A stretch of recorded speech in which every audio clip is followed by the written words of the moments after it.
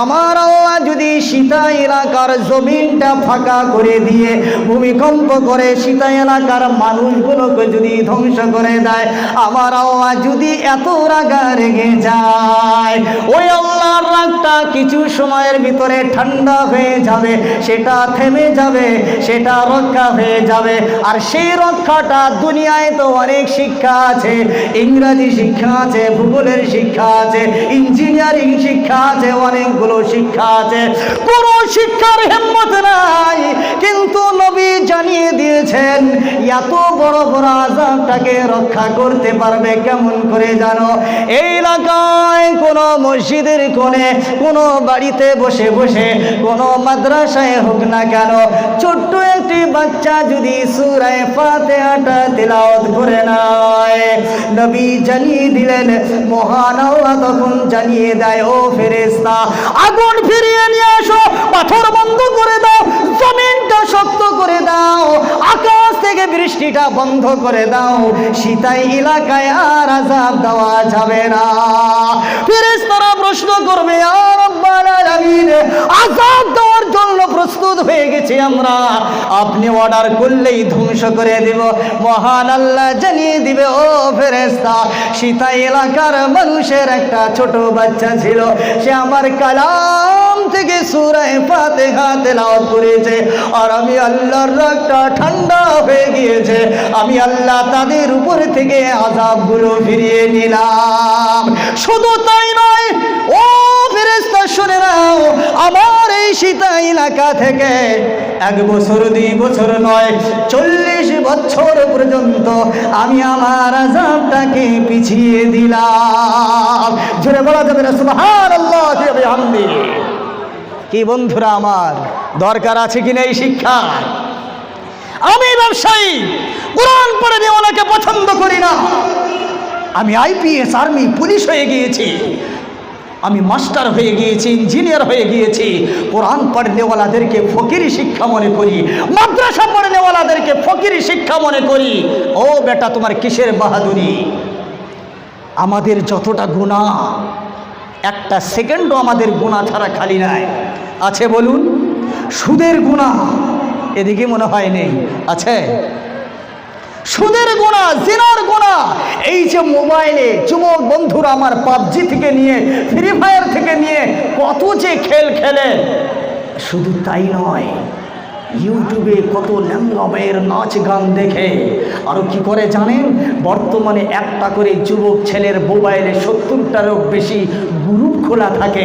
একটা যদি নাচ গান দেখে উলঙ্গ মেয়ের, সঙ্গে সঙ্গে গ্রুপে ঢেলে দিয়ে গ্রুপ অ্যাডমিনকে ফোন করে জানিয়ে দেয়, দেখ না দেখ কত সুন্দর একটা পাঠিয়েছি দেখ।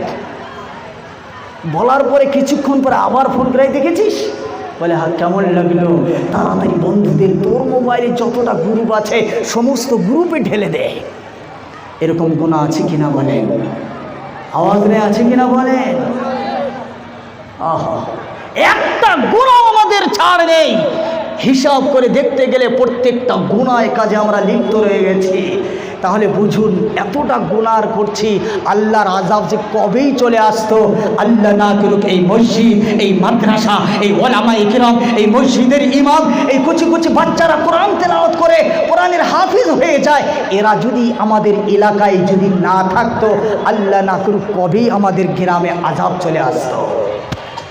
তাহলে আমি ব্যবসায়ী কার বদৌলতে? এই কোরআন পড়নেওয়ালাদের বদৌলতে। আমি ইঞ্জিনিয়ার হয়ে বসবাস করছি শান্তিভাবে, কার বদৌলতে? এই যাদেরকে দেখে নাক ছিটকাচ্ছি, ইসলামের শিক্ষার কোনো গুরুত্ব নেই, কোনো দাম নেই, এটাতে চাকরি পাওয়া যায় না, এটাতে পয়সা ইনকাম করা যায় না, এই বলে তাদেরকে দেখে অট্টহাসি করি। ও ভাই, নিমক হারামি করবে না। দুনিয়ায় যে জমিনে হাঁটছো, এই জমিনটা এখনো স্থির আছে একমাত্র কোরআনের শিক্ষার কারণে। জোরে বলুন ঠিক কিনা? আওয়াজ নেই, জোরে বলুন ঠিক কিনা? একমাত্র কোরআনুল কারীমের শিক্ষা যদি না থাকতো, কোরআন তেলাওয়াত করে নেওয়ালা যদি না থাকতো, এই 4খানা আযাব যদি আমাদের মাঝখানে চলে আসতো, বাঁচার হিম্মত ছিল? আওয়াজ নেই, বাঁচার হিম্মত ছিল? কারো বাঁচার হিম্মত ছিল না। বন্ধুরা আমার, বলার বহু কিছু ছিল, প্রাণ খুলে বলার আশা ছিল, এক একটা বিষয়ে খুলে খুলে বলার কথা ছিল, আশা ছিল। আফসোসের পরিহাস, আপনাদের দেখে মনটা ঠান্ডা হয়ে যাচ্ছে, প্রাণটা গলে যাচ্ছে, বহু কিছু বলার আবেগ হচ্ছে, কিন্তু সময়ের অভাবের কারণে আমি বলতে পারছি না। একটা আপনার এই ইসলামের শিক্ষার গুরুত্ব হিসাবে শুধুমাত্র একটুখানি বললাম, আরেক দিকে তো হাতই দিলাম না সময়ের অভাবে। বাহাদুরি দেখাই কোরআন পড়নেওয়ালাদের, টুপি পড়নেওয়ালাদের। একটা কথা মনে করে দেই, যেদিন থেকে পৃথিবীতে এসেছি ওই দিন থেকে নিয়ে কবরে যাওয়া পর্যন্ত এই কোরআন পড়নেওয়ালাদের লাগবে, কোরআন শিক্ষা লাগবে, কোরআনের গুরুত্ব লাগবে। এই শিক্ষা বন্ধ করে দিলে আমার মৃত্যুটাও ঠিক হবে না, আমার জীবিতটাও ঠিক হবে না, আমার বিবাহটাও ঠিক হবে না। যদি বলেন কেন হুজুর? বন্ধুরা আমার, আপনি আমি যেদিন দুনিয়ায় আসলাম, মায়ের পেট থেকে পৃথিবীতে যেদিন পাটা রেখে দিয়েছি, যেদিন আমি ওয়া করে কান্না করেছি, ওই দিন পৃথিবীতে আমি যখন পা রাখলাম, আমার মা, আমার বাবা, আমার আত্মীয় স্বজন আমার কানে আওয়াজ দেওয়ার জন্য, আমার কানে তাকবীরের ধ্বনি দেওয়ার জন্য এবারে ও গরি খোঁজাখুঁজি চালু করে দেয়, দৌড়াও দৌড়াও, একজন কোরআন পড়নেওয়ালাকে নিয়ে আসো আর আমার বাচ্চার কানে আজানের তাকবীর শুনিয়ে দাও। করি কিনা বলেন? তাহলে বলুন, কোরআনের শিক্ষার দরকার আছে কিনা বলেন? ও যুবক, দুনিয়ায় আসলে তাদের দরকার হলো, আস্তে আস্তে বড় হয়ে গেলে ইঞ্জিনিয়ার, মিশনের কলেজের প্রফেসর হয়ে গেলেন। এখন কোরআন পড়নেওয়ালাদেরকে ভালো লাগে না, এখন কোরআন পড়নেওয়ালাদের দেখে ঘৃণা করতে মনে হয়, এরা ফকিরের শিক্ষা ছাড়া কিছু না, এদের কোনো ভবিষ্যৎ নেই। ও যুবক, কানটা খুলে শুনে নাও, তুমি যখন ব্যবসা করে, চাকরি করে, বাড়িটা করলে, বিল্ডিং করলে, তোমার টাকা পয়সার কোনো অভাব নাই। যখন তোমার সব হয়ে গেল, ব্রেন্টের ভিতরে উদয় হয়ে যায়, এখন আমার সব হয়েছে, বাড়ি হয়েছে, গাড়ি হয়েছে, এখন আমার নারী ছাড়া চলবে না। নারীর দরকার আছে কিনা বলেন? নারীর দরকার আছে। টাকা ওরা বলে এত বড় বিয়ার প্যান্ডেল করেছি আমি, লম্বা ইতিহাস আমি বলবো না।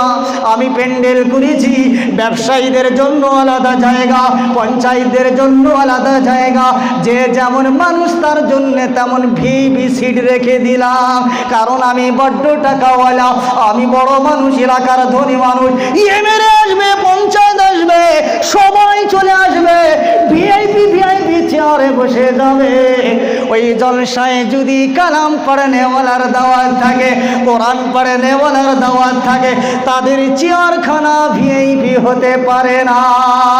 ও যুবক, কানটা খুলে শুনে নাও, যে শিক্ষাকে তুমি ঘৃণা করেছো, যে ইসলামী কোরআনের শিক্ষাটার গুরুত্ব তোমার ভিতরে দেও নাই, জেনে রাখবে, জেনে রাখবে, একটা নয়, দুটো নয়, তিনটা নয়, হাজারখানা মেয়ে দেখার পরে তোমার মনের মানুষ সুন্দরী বিবিকে দেখে তুমি যখন বিবাহের দিনটা নির্ধারিত করেছো, যাকে তুমি জীবন সঙ্গিনী বানিয়ে নিবে, যাকে তুমি সারাটা জীবনের সাথী বানিয়ে নিবে, তোমার সুখে তার সুখ, তার দুঃখে তোমার দুঃখ, ওই মেয়েটাকে তোমার সঙ্গে বৈধ সম্পর্ক জুড়ে দেওয়ার জন্য, তোমার হাতে তুলে দেওয়ার জন্য, তোমার বিয়েটা পড়ানোর জন্য, তোমার ভিআইপি লোক যত চাকরিজীবী দাওয়াত করে খাওয়াচ্ছ, যত ভিআইপি মানুষদেরকে ডেকেছো, কারো বাবার হিম্মত হবে না তোমার আপন মানুষটাকে তোমার হাতে তুলে দিবে।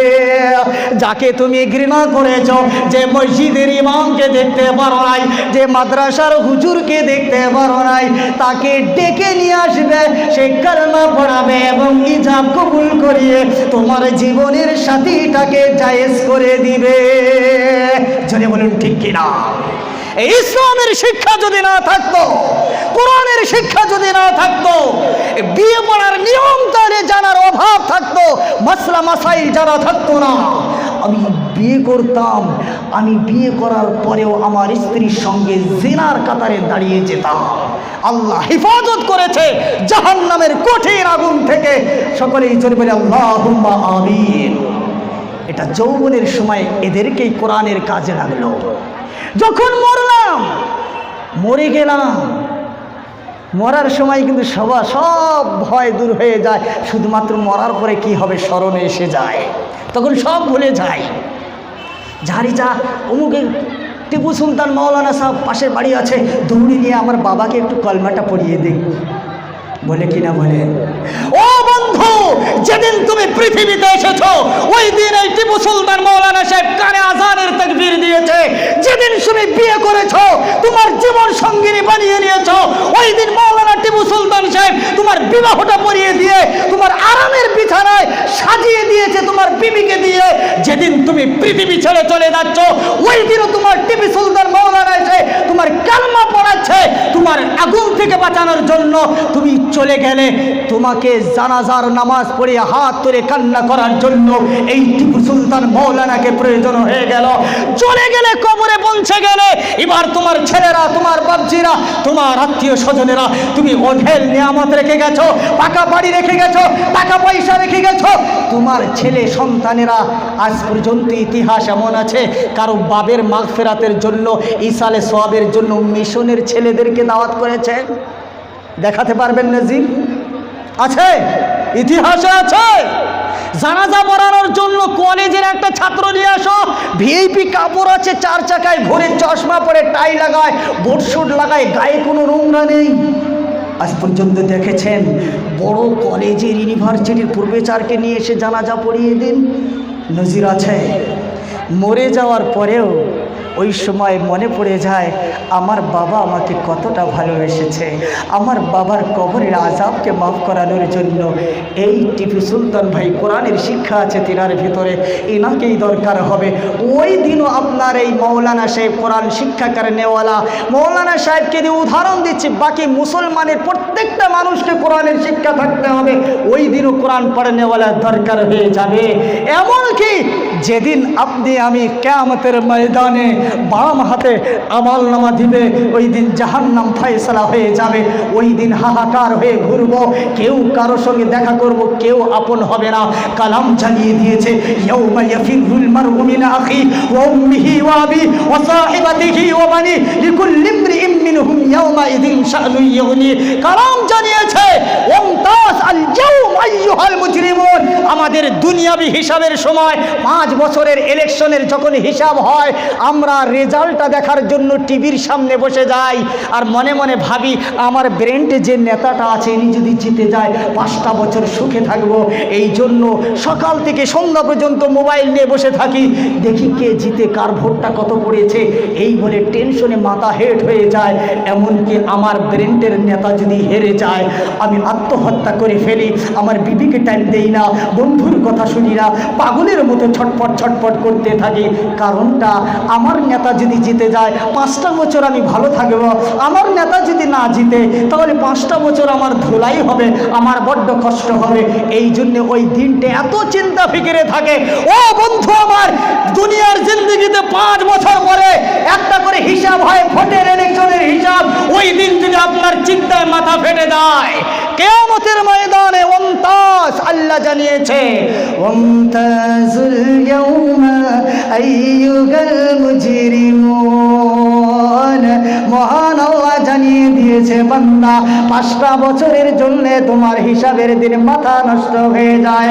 আমি আল্লাহ কিয়ামতের ময়দানে যেদিন আমি আমার ইনসাফের তারাজু দাঁড় করিয়ে দেব, আমি যেদিন এলান করব আজকের দিন আমার মুজরিমের দলেরা আলাদা হয়ে যাও, আমার নেককারেরা নামাজিরা আলাদা হয়ে যাও, আর আমার নামাজি ব্যক্তিগুলো আলাদা হয়ে যাও। ওই দিন হিসাব নামা যদি বাম হাতে পৌঁছে যায়, ওই দিন ইয়াউমা ইয়াফিরুল মারউ মিন আখি, ভাইয়ের কাছে যাব, বাবার কাছে যাব, ভাইয়ের কাছে যাব, শর্টকাটে বলছি, স্পিডে বলছি, সময়ের অভাব, সবাই তাড়িয়ে দিবে, সবাই দূর করে দিবে। আফসোস করতে করতে যখন পিছনে তাকিয়ে দেখব, একদল আল্লাহকে বলবে, গো আল্লাহ এনাকে জাহান্নামে দিতে পারবেন না, যদি জাহান্নামে দেন আপনার আদালতে কেস ঠুকে দিব। তোরা কারা? কেন কেস করে দিবি? ইয়া রাব্বাল আলামিন, এরা বাবা চেনে নাই, এদের মা চেনে নাই, এদের বিবি চেনে নাই, কেউ চেনে নাই, কিন্তু এদেরকে আমরা চিনি। বলে তোরা কারা, তোরা কেমন করে চিনিস? ও গো আল্লাহ, আমরা কোরআনুল কারীম হিফজ করেছি, আমরা হলাম আপনার কালামে পাকের হাফিজের দল। এদেরকে এই জন্য চিনি, আমি সিতাই এলাকার মুক্তবে মাদ্রাসায় পড়াশোনা করেছি, মসজিদে মাওলানা টিপু সুলতান সাহেব পড়িয়েছে। এই সমস্ত বান্দারা যারা জাহান্নামী হয়ে যাচ্ছে, এনাদের নেক নজর ছিল, এনাদের সুনজর ছিল, এনারা কোরআনুল কারীমের শিক্ষার গুরুত্ব দিয়েছিল, এনারা কালামে পাককে মোহাব্বত করেছিল, এনাদেরকে আমরা চিনি। ও গো মাওলা, এনাদেরকে যদি জান্নাতে না দাও, আমরাও জান্নাতে যাব না। আল্লাহ ফেরেশতাদেরকে সাক্ষী রেখে জানিয়ে দিবেন। লম্বা ইতিহাস ঘটনা আছে, এখানে সময়ের অভাবের কারণে বলতে পারছি না। আল্লাহ জানিয়ে দিবেন, ও ফেরেশতারা তোমরা সাক্ষী থাকো, এই তোমাদের কারণে এই কোরআনের শিক্ষার যারা গুরুত্ব দিয়েছে আর যারা মেহনত করেছে, তোমরা সাক্ষী থাকো, আমি এই সমস্ত বান্দাদেরকে ক্ষমা করে দিলাম। বলে সুবহানাল্লাহ। আরো জোরে বলা যাবে না সুবহানাল্লাহ? ভাইয়েরা আমার, আব্বাজানেরা আমার, সময় শেষ লগ্নে পৌঁছে গেছি, বেশি সময় বলতে পারলাম না, কি করব, ক্ষমা চেয়ে নিচ্ছি। 3টে বিষয়ের ভিতরে একটা বিষয় মাত্র টাচ করে করে যাচ্ছি, এখনো 2টো বিষয় আছে। আল্লাহ যদি আরও কোনো দিন তৌফিক দেন, সাক্ষাৎ করান, ও আদা করছি, সেই দিন বলবার জন্য চেষ্টা করব। যতটুকু সময় তাড়াহুড়া করে বিশাল স্পিরিটে বলার জন্য চেষ্টা করেছি, অনেকেই হয়তো বুঝতে কষ্ট পেয়েছেন বা বুঝতে পারেন নাই, আশা করি ক্ষমা দৃষ্টিভঙ্গিতে দেখবেন। যতগুলো কথা বললাম ভুল হয়ে গেলে আপনারা ছোট্ট ছেলে হিসেবে ক্ষমা করে